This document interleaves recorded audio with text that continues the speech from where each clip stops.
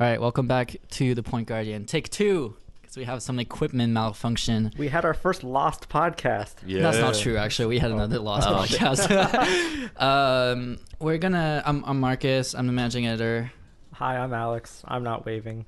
And I'm Richard. And we're gonna just kind of like jump straight into the Utah Houston Rockets series that's tied 1-1, going back to Utah for Game 3 tonight. We're just talking about Joe Ingles.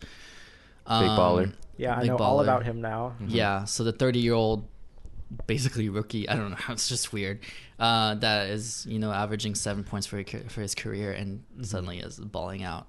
27. And yeah, and then talking about like Donovan Mitchell and how they work, and we're saying that basically Game 1 and 2, Donovan Mitchell was not really being Donovan Mitchell because they gave him the ball as the one. Like, they gave him the ball as the point guard, right? And that's just not his role. And he's that combo guard that kind of oscillates between 1 and 2, but at the same time, he's really a 2. Like, when you see, like, Westbrook and stuff like that, they're really 1s, Yeah. right? The guy needs to have the ball. Like, he's not a shooter. He can't just... Like, if Westbrook stands around in the corner, he's just going to literally do that, stand around Literally in the corner. stand around the corner, yeah. But Donovan Mitchell is like that Ray... He's not like Ray Allen, but in the sense that he's, like, always moving, even when he doesn't have the ball, and that helps because when you have Ricky Rubio like passing the ball at the point guard position, then it actually opens up the field. I heard some people like comparing him to Kobe. I don't know if that's a true No. comparison. no, the way no. he's No, he's better. He's more Just kidding. shifty. Oh, He's more God damn shifty it. than Kobe is. Like, Well, Kobe was really shifty when he was young. Yeah, also. yeah. I But, feel like- Kobe is one of those players that changes games that's true. like dramatically Yeah. as he became older. So I don't really know. But, I mean, Kobe's game is like, it's everything. Yeah, but Kobe's game was not everything when he came into the No, league. no. Yeah. Let's not forget that Donovan Mitchell is like 20 years old. That's Also. But yeah, so we're going over. I was going over my spiel on the Utah Jazz system that kind of like was looking for those mismatches on the outside, and that's why you get Donovan Mitchell, Jay Crowder, Joe Ingles going one-on-one basically on mismatches on the outside, and they can do that because they have the defense to back it up, first of all, so they can allow themselves to not get fucked up in transition and everything like that. But they also have the rebounding because Rudy Gobert has like 7 feet 11 inches arms or something fucking ridiculous crazy like like that, that. right? I mean, he looks like a fucking daddy Yeah, long legs. like the guy like Rudy Gobert. Okay. yeah, like the thing is, because they're one of the rare teams that actually do send someone to the offensive rebounding position. Like a lot of the teams now, like they just back off. Oh, they send people to crash? Well, Rudy Gobert is always crashing. Oh, I didn't know That's that. at least one guy. Huh. But just I feel like their entire system is based on like they slow the transition offense down that way, because just having Rudy Gobert in the middle like literally slows everybody down. Mm-hmm. So sometimes in that series, and especially in Game 2, they were suffering. Clint Capella had a really good game because once you send Rudy Gobert to the offensive glass, and then you have either mismatches or Clint Capella just roaming free back because he's just quicker than Rudy Gobert. Yeah.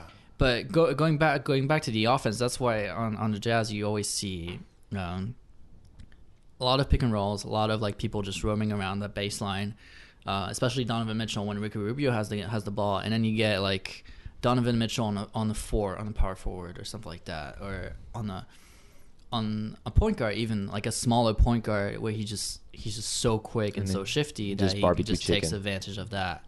Yeah. And we're not saying like it's not an ISO offense. It's just it's based on like ISO principle. It's not like the Rockets, where the Rockets just literally just Chris Paul and James Harden going one-on-one for 48 minutes. Yeah. The Utah offense is based on like ISO principles, but that actually like involves that Movement. cutting and movement, exactly. Yeah. Where that's the entire offense, and Houston was really good at defense on that. And then suddenly when they went back to having an actual point guard, even though it was Alec Burks and Dante Exum in Game 2, suddenly you had Mitchell had that more like traditional role that he had during the season where he was so good, and obviously Ingles had that monster game.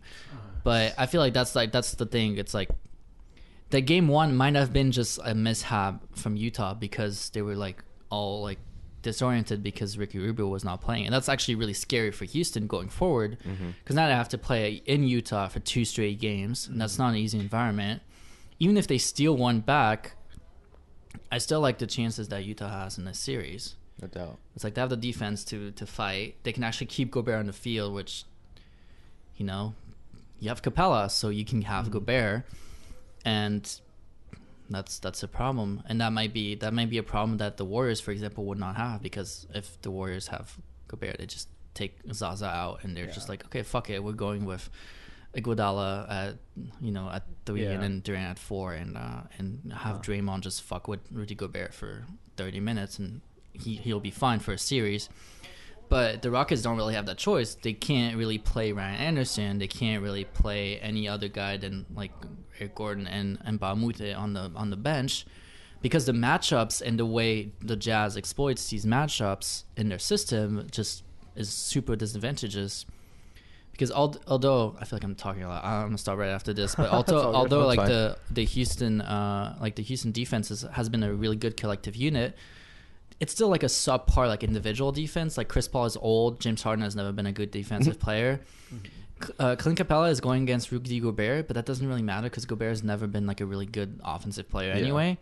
And then you have a huge mismatch at the 4 because you have Derek Favors going against PJ Tucker. Yeah. And props to PJ Tucker. He's gritty. He's like everything you want in a role player. But Derek Favors is like 4 to 5 inches taller and like probably like a good 30 pounds heavier.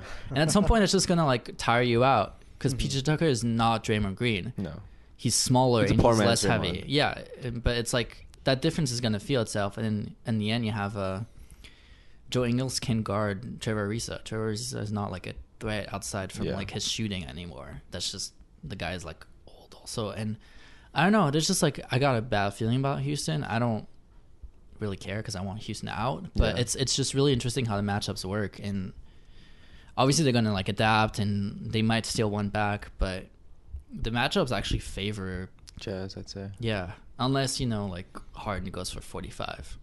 Like Harden might have like a 55 and 15 game because he can have that, And they still might lose. They still probably might lose. Yeah, that's the thing. So I don't really know what Houston's gonna do, honestly. Yeah, well, I mean, we'll have to see tonight, right? Let's see what Mike D'Antoni cooks up, I guess. When was the last time Mike D'Antoni made it to like a conference finals? Nash 08? Yeah, that Phoenix team that beat San Antonio for like the first time in like 6 years or something. And then got stomped by the Lakers. Yeah, okay. Wow. Yeah. That was D'Antoni? When did Gentry? I'm pretty sure that was D'Antoni. Wait, actually, that might have been Gentry. I thought it was... No? It was definitely D'Antoni. Yeah, okay, yeah. I think Gentry came after that. Okay. I think he was like the 2010. He had some good seasons with there was that one series where like Steve Nash and another guy got suspended, and that's why they lost or something like that. Against the Spurs. They had some good, but yeah, I don't know. Not to make the whole conversation about games that happened 10 years ago, but... No, but it is interesting, right? Because like in the past few years, the story about Houston has been like they're choking, right? Yeah. And this series doesn't feel like they're choking. It just feels like Utah is just playing better. Yeah.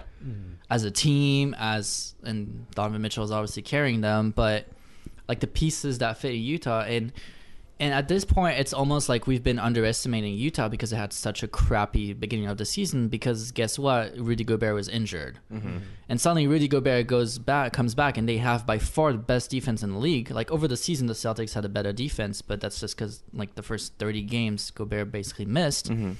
So Gobert plays 50 games, and they're like 40-10 over those, or like some crazy record, good. Which makes them like basically on par with both the Warriors and the Rockets in the Western Conference, at least record-wise. Not necessarily like you never know, but that's like the gist of it. And obviously they're 4 seed, they're 5 seed, right? And they were like 15 games below 500 at some point, or something like 11 games. And then they went 500. On the 11-game win streak. That's just fucking crazy. Like it's like that Miami team from last year that just went like nuts after the All-Star break, but missed the playoffs. Everybody was saying like if they make the playoffs, suddenly that team is like really dangerous because they're riding. I think they had like a 23-5 record or something like that. Yeah. And you're just like, that's literally what the Jazz is right now, and they're causing major problems to Houston because they're just, at this point, at least in the series, they're the better team. Mm-hmm. Now that might change tonight, but up until now they played better. They lost game 1 because they were disoriented, but game 2 was just like it was done. Good for Quinn Snyder. Yeah, Yeah, he's a good coach. that team is just He's like top 4, questionable top 3. So Wait, you have to put Kerr up. You have to put Popovich, Brad Stevens, and then Kerr, just because Kerr's a good coach. Oh, think I he's a have, great coach. I have a good scenario for you. If you put Brad Stevens on the Spurs right now, like let's say in the regular season, right? Just in general, like does he do better than Pop? Yes, Is it with the same Kawhi situation? Yeah, without Yes. Kawhi, I think he does better than Pop. I think so. Yes. That's why I would probably put Brad Stevens ahead of him. Brad Stevens is my coach of the year, anyways. Oh, but yeah. Mine just too. because like the guy has He's amazing. like Jalen Yeah, I Brown. guess he has no one. I mean, he's got not no one, but like, I wasn't expecting them to make it out. Yeah. He's amazing. All right. Well, let's talk about this series just a little bit. Sixers Celtics. It's 2-0 for the Celtics going into Philly probably tomorrow, Sunday or something like that. So game 2 was yesterday. The Celtics were down by like a good 20 points at some 22, point in the yeah. first So half. I missed that apparently, and I just came in like the last like 4 or 5 minutes, and I was like, oh wow, this is like a really close game. Yeah. Yeah. Interesting. And then So I pulled the game up when it was that, and I was like, okay, this is one of those games where just the Celtics cannot score, and just they're gonna lose this game. That's what I They're was gonna thinking. score 73 points, and that's just because that has happened during the year. They just don't have enough offense, and I was like, okay, whatever. Like they'll still be fine, and then like 10 minutes later they were back, and it was just fucking nuts. Because So you had how do they score? Marcus Like, Smart. A friend of mine was like, Alex, like how do the Celtics score? And all I have to say is Brad Stevens. Tatum and Rozier. Yeah, Rozier will give you. Rozier is scary. He's scary Terry. scary Terry. He only had. Oh yeah, so he only had 20 points, but him and Tatum, like, they can score. And Rozier will knock down like 3-4 threes for you, 3 or 4 threes for you. And Did Jalen Brown play? He played. no, right? I think he has a hamstring strain. But CD. where did Rozier come from? Like, I had never I heard. mean, like he was around. he was wearing a Drew Bledsoe jersey the other day, and I Yeah, thought that was pretty that cool. was cool. But He's just been around. I feel like the thing about the Celtics, like the scoring at least, it's like the system helps obviously. So I feel like the first answer should be Brad Stevens when someone asks you like why they score, how they score. But You're right. so Jason Tatum is like as polished an offensive rookie as can be. Like we can say whatever we want about Mitchell, and Mitchell is like really good driving and like shooting, but no rookie this year at least is as polished offensively as Tatum creating his own shot. So that's why like when he's on, which is more often than not, despite being a rookie, they are actually fine. But there's some games where you're gonna get like 60 combined points from like 4 players, like Tatum, Horford, whoever the point guard for that game is, and another player, and then the rest does not help. By the way, Brown. And did that's play. that's when they end My up. bad. Oh, he played. Yeah. So that's when they end up scoring like 75 to 80 points, and that's when they have a problem. But I feel like the system is such that obviously the point guard is gonna get his 20 plus. That's just the fact. Like seeing Isaiah Thomas play this year just makes that even clearer. So Terry Rozier, Shane Larkin, whoever that player is. But then you can actually, like, especially in those playoffs, they've been able to rely on Jalen Brown and Jason Tatum actually consistently putting up 20 points per game. Yeah. Like I think Tatum is like averaging like 18 and Brown also probably a game throughout the playoffs, which is, and then you have Horford, who is technically a max player, I think. He's really good. He's but, on and off in terms of scoring. Yeah, But he defensively, always contributes, obviously. Always there. I feel like what we've been underestimating is the complementary pieces. Like coming off the bench, Marcus Smart is like the most like streaky shooter you'll ever see, but sometimes he just puts it together. Isn't Greg Monroe on? Oh yeah, Monroe. let's not talk about Greg Monroe. Moose doesn't play that much. Okay. You have Marcus Morris and Baines. Yeah. And those two players are actually like really big contributors Baines to is that a team. great, like he's a solid role player. He's a center you want on your team, like, Yeah. coming off the bench. But in terms So- of like Tatum, he's had what 20-point games In a like, row. In a row, Huh. like that's ridiculous. But the Celtics have always throughout the season they've always have like really distributed scoring. Right, like you have Tatum will give you like 18 or something. But so like this last game, Tatum had 21, Horford had 13. Smart had 19, Rozier had 20, right? Jaylen Brown with 13, Marcus Morris with 11, right? So it's like everyone's in like they'll have like 6 or 7 people in double digits, and that's how they score. And if they have like two of those players that don't reach double digits, then they score like 80 points. Exactly. That's literally what happens Yeah. with that team, and it's like that's why it's like once Gordon Hayward and Kyrie come back, They're gonna be nuts. then it's scary because those two Yeah. players are legit like 25 points a game players that are consistent. Because you can't expect like Jason Tatum and even Jaylen Brown, who's only in his second season, to be like forever consistent just because they're so young. Mhm. Like Tatum is 19, Brown is 20, and they're basically carrying that team. Horford is obviously like the centerpiece of that team at this point because he has the experience and everything. But it's just crazy that they've been so consistent up until now, which is why it's always a thing of caution where you can just have a bad game like that. Also, Yeah. it's like definitely a possibility. It just hasn't happened yet.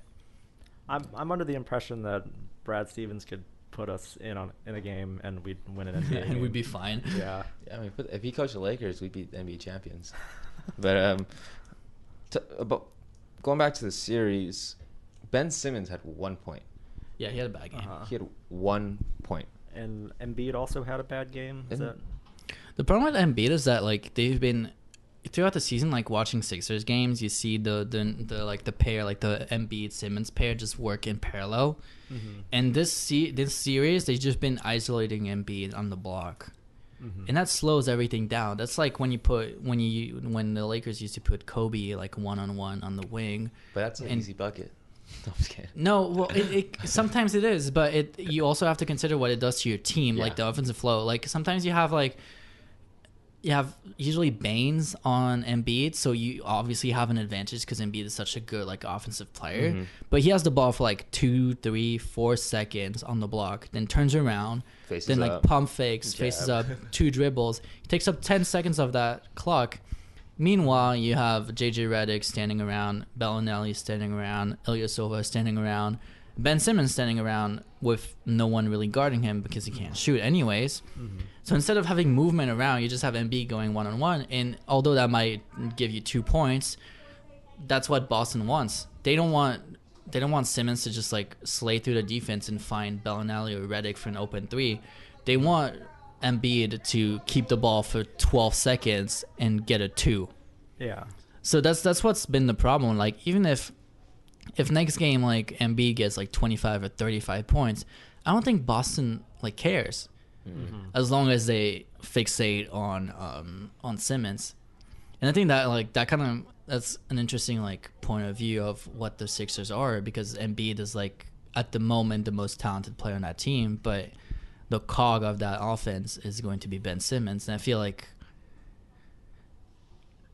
maybe the Celtics just decided to stop one of them, and they were just like, you know what, Simmons is the guy, and let Joel Embiid get his Yeah, Mhm. and even like 30.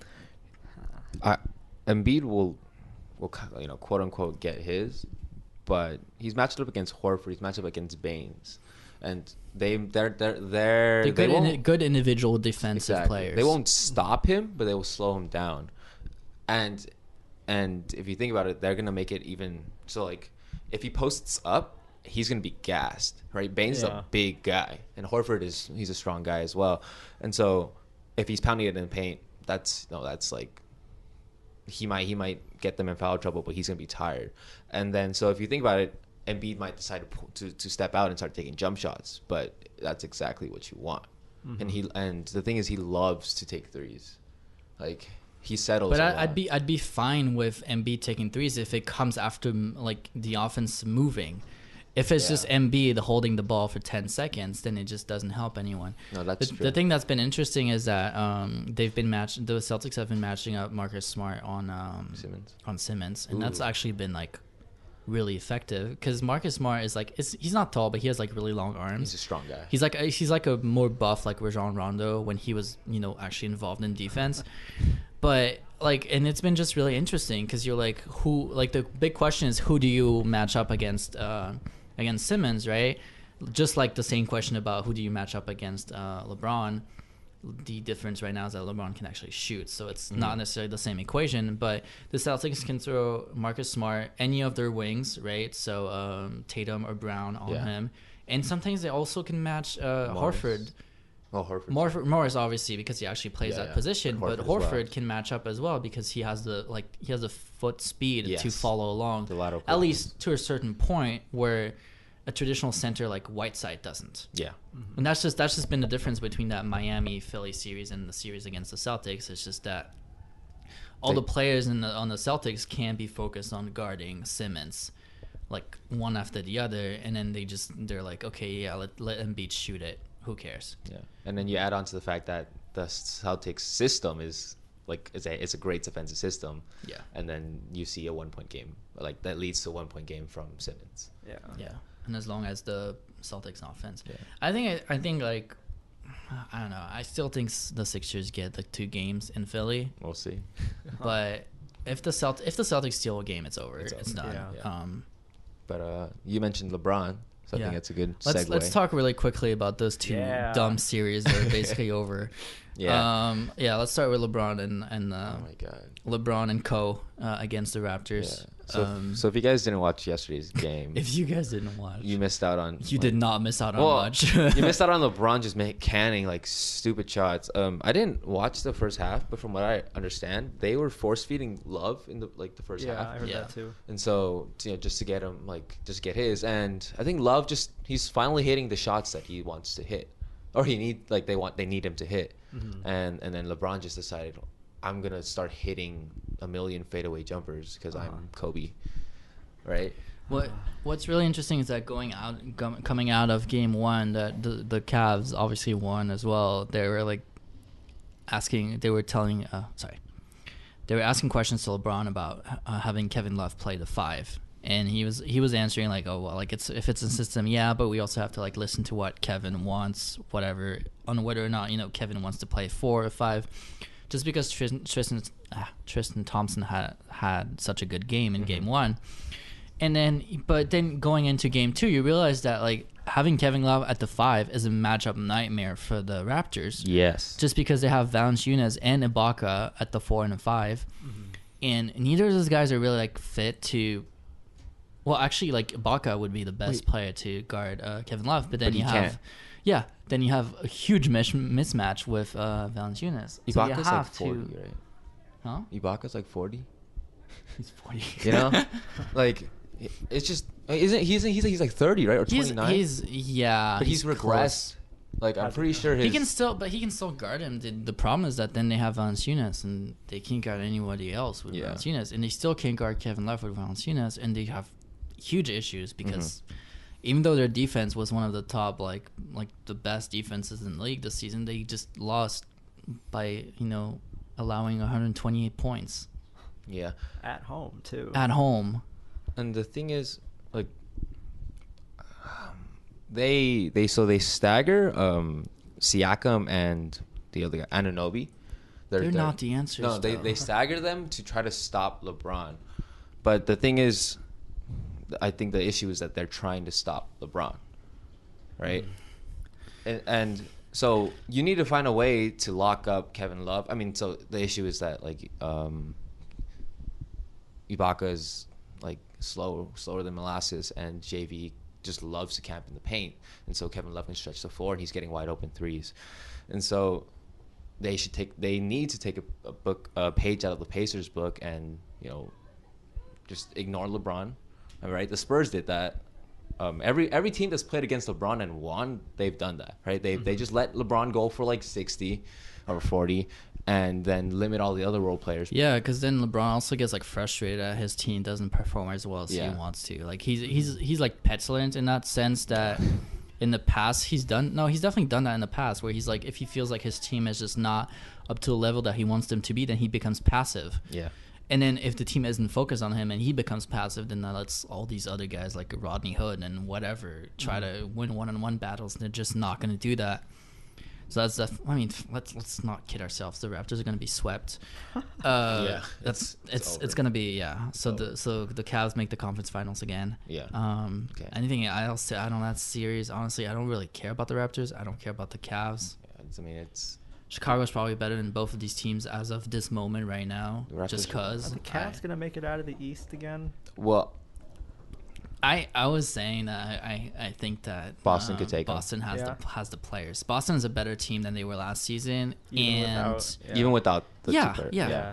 and the Cavs are a worse team than last season. Yeah, the Cavs are a one-man team, two-man team. How depressing is it that like Toronto's like they're definitely a better team than they were last year. Like they whatever. They're a ripped up- 60-win team. Yeah, they ripped up their playbook. They Yeah. started anew, and here they are, like Look- just getting swept. Yeah, I mean. But that's the thing, though. It's like we're talking about did Houston really like choke or not? I don't think Houston is like choking or anything. I do think the Raptors are choking in a way. They that- choked game one. Come on. Yeah, they did for sure. But even if they keep on with their like new playbook and new this or that, like all these players are just like shook in a way that it's just not happening. Yeah. And it's funny because I was just thinking back about like there was all these obviously like LeBron versus MJ talk as every single fucking year, and every single year people are like, oh yeah, LeBron is getting closer or he's getting like further ahead of MJ, and you think about those like late 1980s series where MJ just couldn't get past the Pistons, Yeah. and suddenly in 1990 he does. Well, that's just not going to happen with the Raptors. Yeah. And they're just not that. That's the difference between like having stars like DeRozan. DeRozan is like a Bonafide like star. He's a star. Yeah. He's not a superstar. He does not carry his team. He just doesn't. Yeah. They can have their 1-2 like buddy thing going on at But they're not gonna the win. press conference like table. I don't know if you guys saw that. Like having Lowry and DeRozan at the conference table, they're like always like Yeah, they're like best friends. kidding around and stuff. They're But- just not carrying that team. It's just a weird like. It's a weird team. They just have to do something, and maybe Lowry is just not that guy either. I don't think DeRozan is the guy in the first place, but if that's the best player you can get in Toronto, then that's just the way it is, right? But Lowry is just not like. Come on, they don't like the Cavaliers don't have a point guard. Lowry should have George huge Hill. games. All right. But Okay, I mean, let's move on. to kind of sum up this series, the ESPN announcer yesterday called Toronto LeBronto. LeBronto, And yeah. I think that's probably That's like, awful. So it's so apt, Yeah, right? Like It's pretty LeBron accurate. literally, like he didn't literally, but he like he owns. Has he Toronto, owned anyone else more than like LeBronto. right? than Toronto? Than Toronto? Like maybe the Pacers. Like Well, I mean The Derrick Rose-led Bulls were Yeah, pretty like yeah. shook every time they played LeBron. But the Raptors have just been like they've been rocked. But every so time. the difference is that at least those two teams, right? The Chicago like 2010, 2012 Bulls and 2012, 2015 Pacers. I guess they took it to him. They Yeah. were fucking fighting. Yeah. Toronto just gives up. They're just Yeah. done. They're like, they disappear. yeah, they're just on the fucking floor. It like it blows my mind. It's just super annoying. It's like it seems like they're not even fighting. At least the Pacers fought in game Yeah. one. Fought so hard. In the game one, in round one, everybody was like, "Yeah, the Pacers are just not gonna make it," and suddenly it was like, "Yeah, the Pacers are like, they want it. They had a The chance. Pacers don't fucking want it. They're just there." yeah. Yeah. I wonder if in a situation where Pacer comes out of the first round, like this is just like Toronto's like whooping their ass right now. Maybe. I can see that. But you don't know. That's the annoying thing about the East. The East is so like, yeah. Yeah. But I mean that's But anyways, let's all remember that I called this last week. Yeah. That's all I have to say. It's true. So moving on to Warriors, Quickly, Pelicans. yeah, we're running out of time. But quickly, Warriors Pelicans. Warriors are probably winning in 4 and 5. Anything else Yeah. to say? good playoffs, Anthony Davis, Steph but is fine. bye. I mean, Steph came back and he was torching them already. Yeah, Yeah. that's just it's over. whatever. I think with Steph back, it's like it could be. It's very likely a sweep, but more likely a 4-1 So series. Warriors, Jazz, and Yeah. Cavaliers. Yeah, Celtics, Cavaliers, and I'm up Warriors. for it. I just at this point, I just hope that we haven't been, like, I don't know, we haven't looked at this Warriors like Jazz series as. Oh, it's gonna be fun. I don't know. I really hope it's an actual series. That's all I have to say. If Rubio comes back, he should be. Because then, let's be honest, like whoever comes out of the West is probably winning the championship anyways. Mhm. So it's probably gonna be the Warriors. Yeah. But We'll at see. least make it like a 6-game, 7-game series. The Jazz, please. Just because they're gonna walk over whoever comes out of the East. If it's Cavs Warriors in the finals again, I'm gonna fucking shoot myself. Yeah. It's gonna be a 5-game series. Dynasty, baby. LeBron's Yeah. gonna have like 50 points in one game. They're gonna like steal that at Yeah. home. We're gonna have to throw Miguel out a window or something. Yeah. I'm already like it's definitely gonna happen, right? Like I don't has- want it to happen. It's going to. I don't want it to happen. But No, I feel like if anything, like the Warriors have a better chance of getting out of the West. That being said, I picked the Rockets to make it out of the West like 2 weeks ago, and I'm like strongly regretting that choice. So yeah, the Warriors will probably make, but I feel like the East, like that, if there is a Celtics Cavs series, I think that's actually really interesting because that's the thing. The Celtics are not gonna let the Cavs walk over them like the Raptors are. And Like they got home court, right? they do got have home home court. court. And last year they had a home court. Everybody's gonna bring that up, but last year they didn't have like the one player that literally carried them over the season was not available.